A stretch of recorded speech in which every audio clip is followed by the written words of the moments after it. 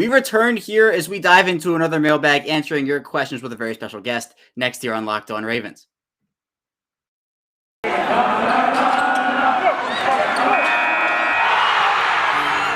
are Locked On Ravens, your daily Baltimore Ravens podcast, part of the Locked On Podcast Network, your team every day.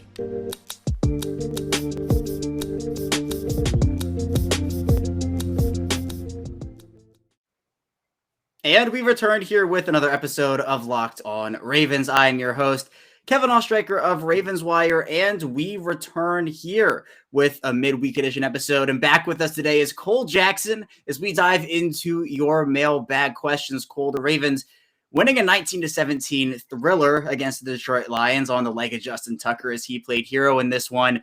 How you doing today after that wild, crazy game? I'm sick of it, man. I'm sick of every single game having the sweat pouring down my face. But I said it on our post-game show. I mean, like, I see the depth perception when that field goal went off the upright or off the crossbar. It seriously looked like it bounced 20 yards back towards Tucker. So I fell to my knees and was like about to cry. And then I saw the refs put their arms up and I realized it hit the net. And I just lost it. I started running around the house. Scarlett started crying. It was like your typical dad trying to watch his team pull one off. So, I mean, not the game we wanted, but hey, win's a win. They don't ask how. They just ask how many. We're moving on to Denver. Exactly. This Ravens team 2-1 now, and it did. It really looked like I thought the ball had bounced back. And it's literally like an inch or a centimeter. If it hits it just a bit before, that ball might be going back, but the ball ends up going off of the crossbar into the net. The Ravens win the game, and at the end of the day, that's what shows up. That's what matters. But Cole, we do have a lot of good mailbag questions here. I know that you mentioned it, this game against Detroit. A lot of people were expecting a huge win for the Ravens, and not what happened. You know, they struggled to put Detroit away early, and Detroit crept back into the game. They ended up holding their ground, took the lead really late, and if not for a heroic 4th and 19 play by Lamar Jackson, obviously Tucker's record field goal, the Ravens go into week 4 at 1-2. So starting off here, one of the big questions or things that a lot of people have been talking about is with Marquis Braun and his drops. And our first question here comes from James Woods, and he asks, why not bench Marquis Braun for a couple weeks and give Prochet and Duvernay more opportunity? And I understand where this question is coming from. To me, though, one bad game from Marquis Braun doesn't really justify benching. I mean, he's played phenomenal football for the first 2 weeks. Yes, the 3 balls that glanced off of his hands could have gone a huge way into getting Detroit out of the game, and he did have a bad game, and Lamar Jackson, I don't think targeted him in the second half, or at least didn't catch the football in the second half. I don't think so. Cole, are you in favor of benching Marquis Braun and giving guys like Devin Duvernay and James Prochet more of a shot in his stead for a couple weeks there? Well, I'm okay getting those guys on the field, but I'm not doing that to bench Marquis Braun, plain and simple. The thing is, all through Marquis Braun's football career, going all the way back to his Oklahoma days, and I remember reading it in draft profiles being like, you know, he's got hands issues. And I kind of, when you go back through the stats, I mean, he had like a 6% drop rate at Oklahoma, which isn't that high. It's particularly not high when you're a deep ball receiver because you're making higher difficulty catches. But what I did notice is his drops came in bunches. And that's what we saw last year. He had the Soldier tweet, and then he dropped, 3-4 balls in 3 games or two or 3 games. And then you didn't really see the drops again. And it's kind of like, this was your classic example of a player getting the yips. And that may sound like an excuse, but I mean, he does not have a technical in terms of, you go back to like Brashad Perriman, and Brashad Perriman had technical issues with the way he used his hands. He struggled making the hand triangle, those little things, or the hand diamond, whatever you want to call it. And you could see it clear as day. I'm not sure that's what Marquis Braun had. There was the first drop in the back of the end zone. It got tipped off the receiver or the DB's hands. It hits his hands. It still hit his hands, so it's a drop. Don't get me wrong. I'm not saying that, because it was tipped, it's okay. But, it gets tipped and, whatever. We're moving on. Next play, the only play that matters is the next play. And then the second one's pretty ugly. And then I think that third one, I think it was the third down. He's just tracking it over his shoulder. He's literally got his hands in a bucket and it just goes off his hands. And I don't know what is a bigger concentration drop than that. And so, on one hand, the guy's wide open. He's been wide open for 3 weeks. No one's been able to really cover him. That doesn't mean that the drops are forgivable, but a guy that's getting that type of consistent separation that doesn't have a significant history of drops. Again, he has drops, don't get me wrong, but we're not talking anything more than I think last year's drop rate was 7.5%, which is higher, but not, it's not league high. It's not that bad. So, give me the guy that's getting open like that, and I trust that he's going to get it right. Yeah, I do too. And for the record, Marquis Braun right now is the Ravens' best receiver, regardless of drops or not. And he's someone who, you mentioned it, he has been on fire over the first 2 weeks. Week 3, not ideal. He could have added to his great year, but he didn't. Now, Duvernay and Prochet getting on the field, you mentioned it, that's a different story, but I don't think I'm doing it at the expense of a player like Marquis Braun, who has been so dynamic for the most part over the first 3 weeks of the season. But next call, we have a question from Carlos Ivan Fuentes, who asks, when are they going to give Le'Veon Bell a shot? Now, Bell was one of, I think, a signing that a lot of people liked at the time. Some people didn't really agree with his patient running style and how he was going to fit that into Baltimore's offense. But it seems like the Ravens now, they have the 3 running backs on their active roster, and they re-signed Nate McCray to their practice squad yesterday. So they now have 2 on the practice squad, including Le'Veon Bell. Bell put out, a tweet that maybe signals something is coming. We don't know yet, but do you think this team would benefit from having Le'Veon Bell on the field, even though they have 3 healthy running backs right now with Tyson Williams, Latavius Murray, and also Devonta Freeman? I think the problem that I have with it is I just don't really see where he fits. And it kind of seemed, this last game was a little bit weird with the running back usage. I didn't quite agree with it. But going into the last 2 games, they kind of had Tyson Williams and kind of the Dobbins role where he was running, more of those concepts. And then they were bringing Latavius Murray in and running more of Gus Edwards concepts. One thing to note, I think in the first 2 weeks, they ran 8 duo concepts. My guy at Bukari, Mike Crawford, charted these, and all 8 were run by Latavius Murray. So that was typically a concept we saw Gus Edwards running. So that's really what makes me kind of see it that way. And then Freeman was kind of in that Justice Hill role where you would kind of sprinkle him in here and there, usually a couple drives later. Obviously, this game that just passed, we saw Freeman in the game early, and we saw him quite a bit, and then he kind of disappeared. So they kind of changed things up a little bit in this last game. But I guess I just don't know, what is Le'Veon Bell going to bring to the table that Tyson Williams can't? They seem to trust Tyson Williams in passing situations. He outsnapped Murray even though he didn't out-carry him. So they were handing Murray the ball more, but Tyson Williams was playing a lot of these pass-catching situations or pass protection situations. So, that's kind of how I see it. Is Le'Veon Bell going to be an upgrade over Tyson Williams? It's kind of telling. The coaches don't seem to think so, right? So, okay, you bring him in as the third running back. I think they see Freeman as being that kind of Justice Hill speed threaten on the edge type guy. And we did see he had 2 successful runs in the first 2 weeks. So, I think he kind of fits that role. He's just lost some juice, but I think Le'Veon Bell's lost some juice too. And that's not really his running style. He is a more patient back. That I'm not sure he's going to come out and run some of these outside sweep situations where they're trying to set up the counter. So, I think we're going to see Bell get into a game, but I don't know. I'm not as excited about him as it seems other people in the fan base are. Yeah, and the whole thing about putting 4 running backs on the active roster, whether it is just a practice squad call up for a day, is you look at the special teams value of these guys, and Le'Veon Bell is not playing special teams. Devonta Freeman is not playing special teams. Latavius Murray is also not playing special teams. You had that with Justice Hill, but he's gone for the season. And I think Freeman is a little bit better of a fit. You mentioned that role that he's in right now.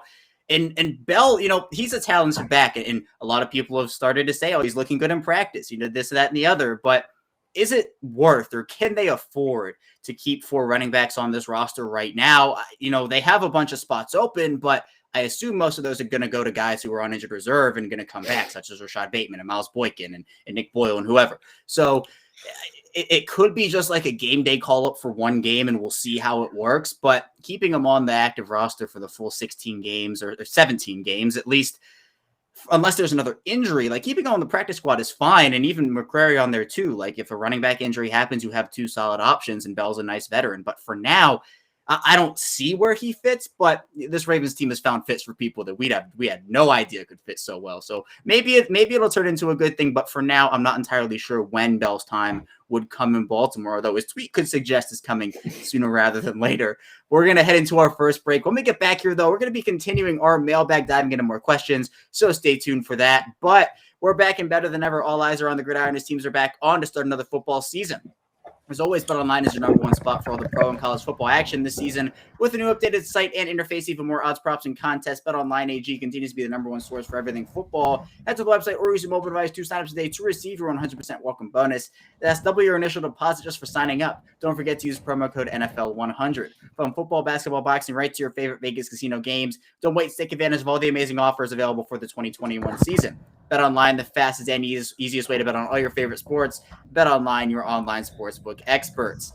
And hey, Ravens fans, this is Kevin Oestreicher with an incredible app who buys gas needs to know. They need to know about Get Upside.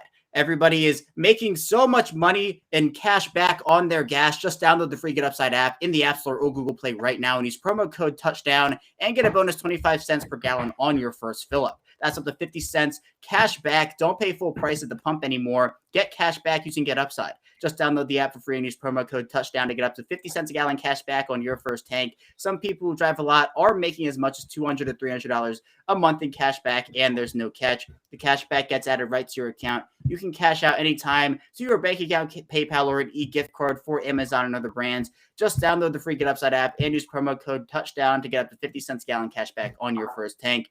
That's code TOUCHDOWN.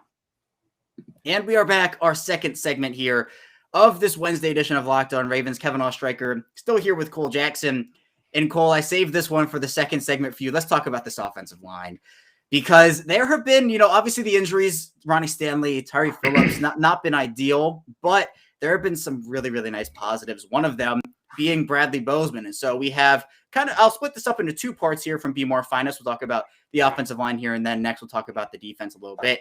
He says, you like my center, I like my center. And also, Alejandro Villanueva, he is not a fan of the Pittsburgh leftovers and says that he is still struggling. So obviously Villanueva, not a strong start on the right side in week 1, went over to the left side in week 2, played pretty well on the left side. And then week 3, kind of a mixed bag, I'd say overall. Bozeman, on the other hand, phenomenal for moving over from left guard to center. His, that extension, it could be coming. It could be a big one, but also he could price himself out. So a bunch of different things going on. What have you felt like these two have done over the first 3 weeks, Cole, and Bradley Bozeman and Alejandro Villanueva? Bozeman's just been steady. I mean, every rep is consistent. I talked about it on not just this show, but every show I've been on. Like it always made more sense. That's his skill set. He plays better in a phone booth. When he was playing left guard and he was dealing with guys more head up on him, 2 eyes. If he had to take on 1 text, he did quite well. I always said the best tape to go to is Steelers tape. If he had to take on Stephon Tuitt from the 2 or 1 technique, he did quite well, but he struggled with Cam Hayward when you'd have him as a 3 or a 4 eye. And that was just because Cam Hayward was pulling him out into space and toying with him. And now that he's in that phone booth, he's back in his comfort zone. He doesn't have to move laterally as much, and he's doing what he does best. And that's, he's getting out, he's drive blocking guys. He has good pass protection when he doesn't have to kick step too far. It reminded me so much of Ryan Jensen. Jensen's a different kind of cat because he's got a mean streak that I think every player in the NFL should want. So that's kind of the difference between being like a good center and a great center. But it was the same idea when Jensen played guard, he would do better in a phone booth, struggle in space. That's because Ryan Jensen is a natural center. Now we're seeing Bradley Bozeman do the same thing. I I don't want to pat myself on the back, but it's when you look at his skill set, when you look at what he did well and did not do well at left guard, it all kind of makes sense to me. When you factor in that he has experience playing center, so things like snaps weren't really a big concern for me, especially given that he played at Alabama with Tua and Hurts, and he's used to snapping in pistol and shotgun. I knew this would be a little bit more comfortable to him than if he was an under center type of guy, like if he's running out of ace, that type of thing when he was in college. But he had that experience snapping in pistol a lot. So naturally, like it looks good. What are the Ravens going to do contract wise? I don't know. They have some decisions to make coming up. He's playing himself into a big contract. He's going to be probably getting top 3, top 5 money if he plays like this consistently over. I mean, we still have a lot of football left to play, but if he maintains this level of play, he's looking at like, he's in probably through 3 weeks. He's got to be in the top 7, probably top 6. And there's going to be some variance. He's going to have a bad game here somewhere. It's just kind of part of the game. But, he's playing very well. He's going to get paid. Villanueva has been a mixed bag. I think I did a video on him with his film after week 1. I think his problem was pretty identifiable. He kicks back over to the left side. He absolutely dominates against the Chiefs. He didn't allow any pressures. Look clean, look great in the run game. That's one big thing that I don't think he's gotten enough love for is he's run blocking really well here. And we were told nonstop that he wasn't a good run blocker. I don't think that was always necessarily true. I think he's doing really well in the Ravens scheme. He's doing more down blocks. Anytime he has to do the veer block, he's using his athleticism, his length. So that's playing into his strength. As for, the last game that we just saw, it was a little bit of it was a big regression from how he played against the Chiefs. Some blocks where it looks like, and I had Brandon Thorne on to talk about this before during my O-line preview on Two Guys Watching Football, and he talked a lot about on his film where he struggled was guys would get under his pads because he's so tall and just drive him back into the quarterback's lap. I think we saw a lot more of that on Sunday. He wasn't able to anchor against those bull rushes. I think he's moving a lot better in pass protection on the left side. I think that's important. I think he's going to do a little bit better against speed rushers on the left side than the right side. It seems to be those power rushers that are going to give him more of a problem. He seemed to hold up pretty good against Chris Jones, but he played really well against Frank Clark, and that's kind of the different type of rusher that he saw against the Chiefs. So I think AV is going to have up and down games. It looks like, I don't know when we're getting Stanley back. It could be a while. AV is going to be there for a while. He's going to have up and down games. It wasn't to the point where he was, really essing the bed on Sunday. So I think that's important. He lost some reps. He gave up some pressure, but it wasn't anything that Lamar kind of couldn't deal with. Whereas against the Raiders, like he was negatively impacting the play of Lamar Jackson. And that's kind of the difference. So that's really how Lamar helps his linemen out in terms of, they're still giving up pressures, but they're not necessarily having that negative impact on the game. So that's just what a quarterback like Lamar Jackson can do for you. Yeah, and Villanueva so far, I know that with the whole line in general is going to be an adjustment period.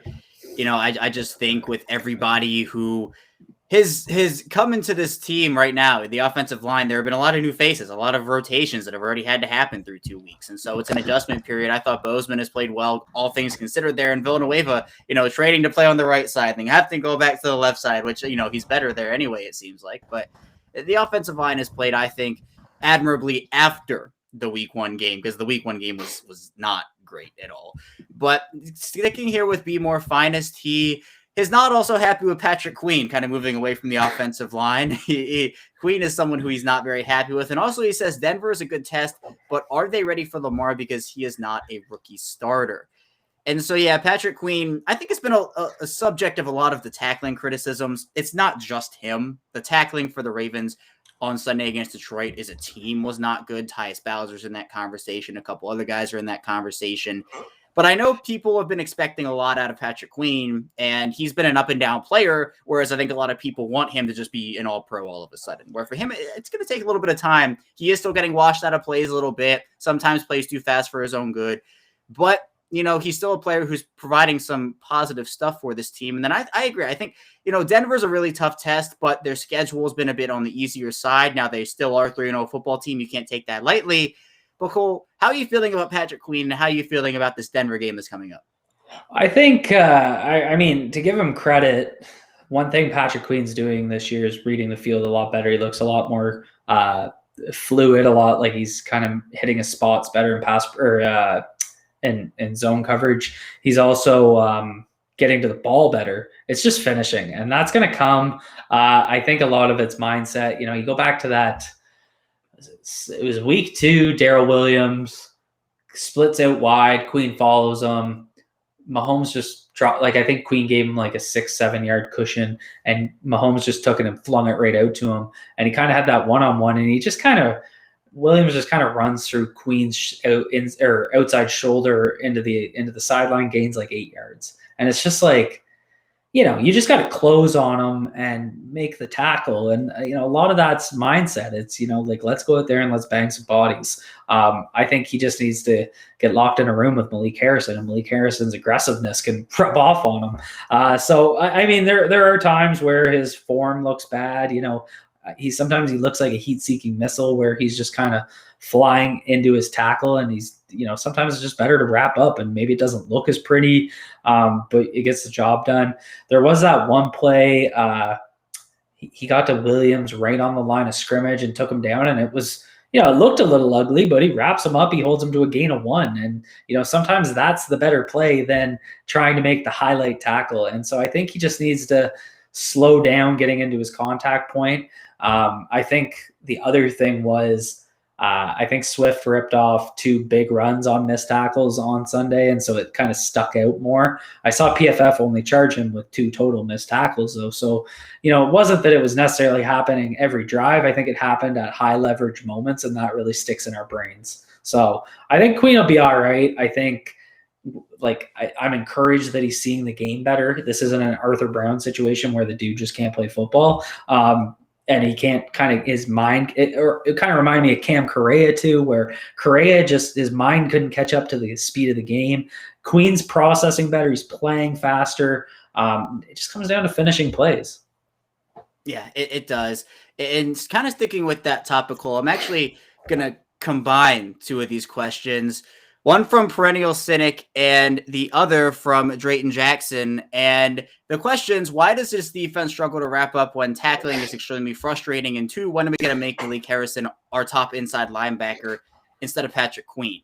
And so, again, it kind of goes back to the tackling and everything that's going on there. And Malik Harrison, Patrick Queen, both 2 young linebackers. But in my opinion, I don't think that Malik Harrison is vying for that top. I think he's a compliment to what Patrick Queen does. Those 2 complement each other well, and they're growing together, and that means they're also struggling together. I had one of the guys in one of my group chats, Denard Melton. He does all of our defensive stuff on the Fire Zone show on 2 Guys Watching Football, at Denard13 and at the Fire Zone show. He's one of the best defensive minds that I've ever had the pleasure to have conversations with, and kind of the way he put it was, a lot of this is, and my guy AC Slade at Big Play Receivers talked about it too. A lot of tackling is it's team culture, it's a mindset. You go back to those Ray Lewis days, not many missed tackles, and that's not just from Ray Lewis; it's from the guys around him. It was a mindset thing, and I think we've seen with the transition of the defense. We have a lot of young players, a lot of different guys. They just don't necessarily play with the same kind of swagger. So just to answer the question, what do they need to do? I mean, these guys have been, I always say, you go to any youth football practice and look at the first 30 minutes of that practice. Those kids are splitting into 2 stations. One station's doing blocking, one station's doing tackling. These guys know how to quite literally technically tackle guys. A lot of it comes down to mindset. And so, that may sound cliche. If people want to criticize that, I think that's cool, but I think it's relevant. And I think, playing with that type of swagger, teams that consistently play that way and play aggressive typically don't miss these types of tackles. So I think they need to find a way to kind of foster that. I think some vets need to speak up in the room. It's where I could see a guy like Calais Campbell leading by example. He threw Frank Ragnow right out of the club and took down Swift on one of those inside runs. So it's stuff like that. That's what I think they need to see more of. As for Malik Harrison, he complements Queen really well. It's kind of like, it always kind of reminded me of the Dobbins, Gus Edwards. One's got the lightning, one's got the thunder. And I don't think you'd want to see Malik Harrison playing a lot of hook coverage in the middle of the field. He can do it, and he actually did it quite well at Ohio State. Queen just has the speed that Harrison doesn't have.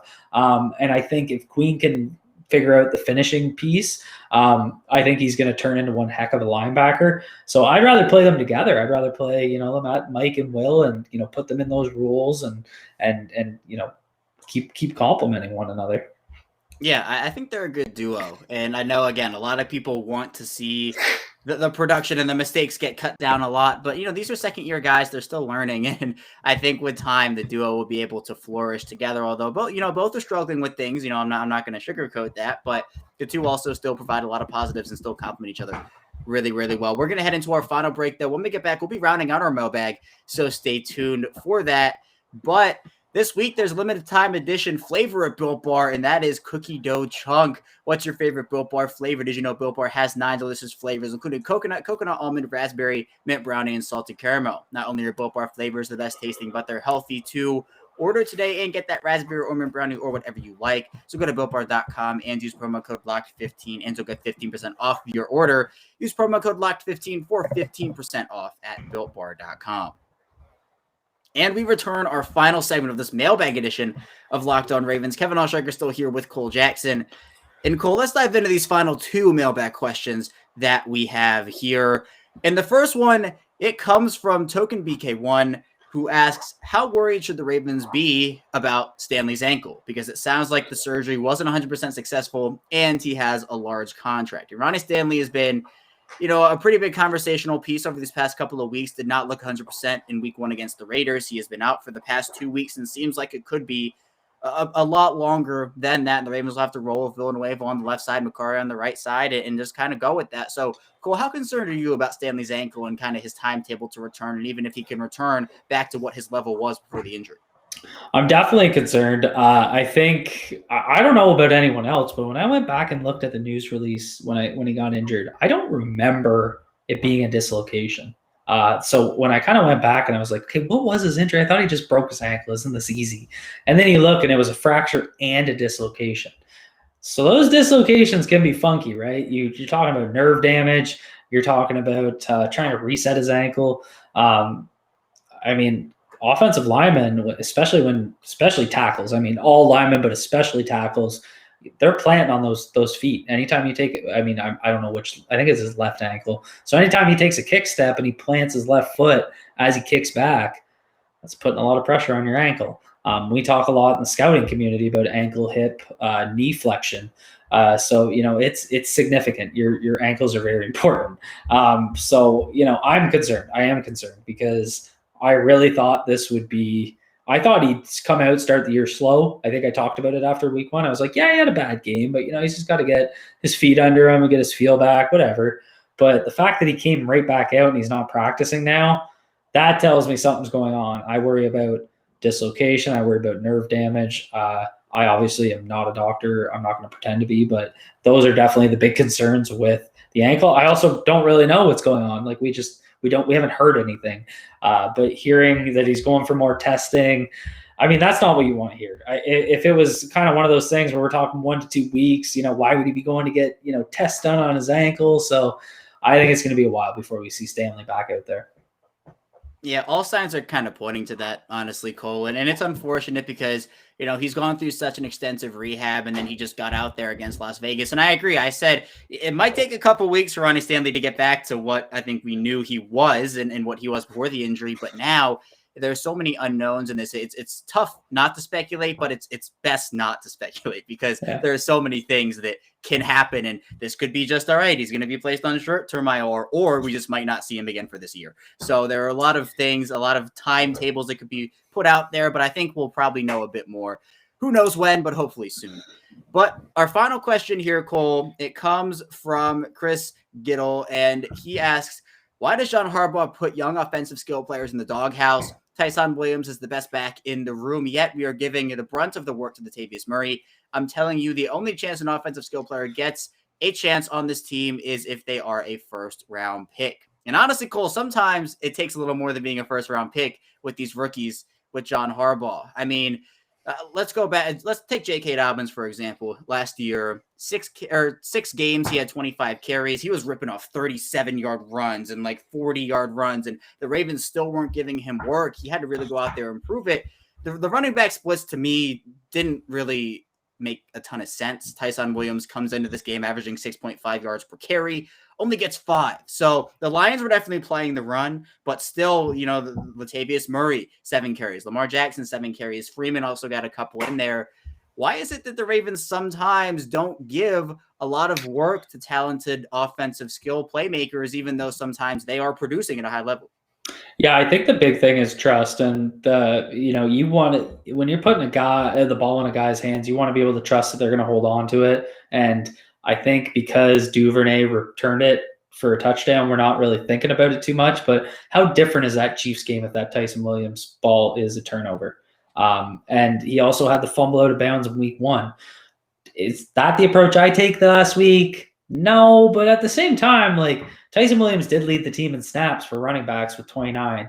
Murray had 19. I think Freeman had 9. So, I mean, he had more than both the other two combined. He just didn't get the carries. So that tells me that they trust him in pass protection. They trust him in pass plays. And his pass protections look good, so that's important. But how much did him fumbling twice in 2 weeks, even though they didn't get a negative outcome as a turnover, how much is that playing in? How much does that help us lose trust? I think Dobbins not getting the ball more was a little bit more egregious because he looked so much more dynamic and he was holding onto the ball pretty well. I think he might have had 1 turnover early in the year last year, but I can't remember. But I think that's what the factor is. Now, does that mean I do everything the way the Ravens did it on Sunday? No, I probably don't have Freeman in there as early as I do. I'm definitely not giving him those carries that early in the game, but that's fine. I mean, it's not that, I guess it's not that there's no reason. And that's kind of where the difference is. It's not that Tyson Williams isn't playing great. It's not that he doesn't look dynamic. He does. But he's got to hold on to the football. He's got to prove that ball security. So I think when you look from the coach's perspective, I could see a little bit that they're a little more ho-hum on bell cowing him. Still, again, I probably don't give Devontae Freeman those carries. Latavius Murray's looked okay. He's looked pretty good. I don't think the game is really too different when it's Murray versus Williams. I think Williams can be a little bit more dynamic. He's got a little bit more breakaway speed. We saw it on his touchdown against Vegas. But it's really the Freeman carries that kind of bugged me. But at least they did go away in the second half. But I think they trust Freeman in pass protection. I think they're a little hesitant because of the fumbles. Yeah, and I think, I agree. I wouldn't have split it the way the Ravens split it completely, but I don't think they did something totally terrible by, looking at it. Murray gets 7, Williams gets 5, and Freeman, I think it was 2. So it's not like Murray was getting 15 carries and Williams got 3. The Ravens ended up having to throw the ball more than they ran it on Sunday, which is pretty rare for this team. But also they're trying to figure stuff out. Now we're in week 4. They had to pivot pretty quickly off of their entire running back room from 2020, sign all these new guys, put all these new faces in. So they're figuring out what works best, which guys can play separate roles here. So hopefully Williams will, get back on track against Denver. It's a tough Denver defense for sure, but he is a player who showed not only in the preseason, but also a couple of plays in the regular season as well, that he definitely has the potential to be the number 1 back on this team, or at least a really nice compliment to what Latavius Murray and even Freeman bring to the table. But Cole, that's all our mailbag. So that's all I have for you today. Thank you so much for coming here on the show. Tell people who are listening, where can they find you on Twitter, your work, anything of the sort?